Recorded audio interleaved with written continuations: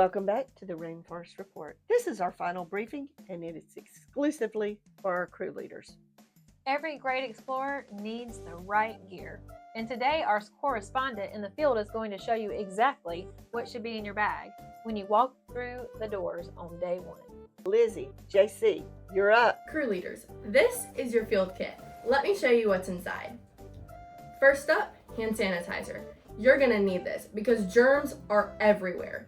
Don't leave the pew without it. Next, tissues. This one is a game changer. Boogers are everywhere. Mints. Trust me on this one. They're super calming for explorers missing mom. Pens and highlighters. This might seem obvious, but you would be surprised how many people forget you need them for checkout because you want them to go home. And finally, Band-Aids. This is the secret weapon for every crew leader and Scratch.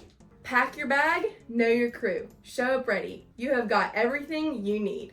Outstanding field reporting as always. Crew leaders, you are equipped. You are ready. Now go lead your crews well. This has been the final Rainforest Report.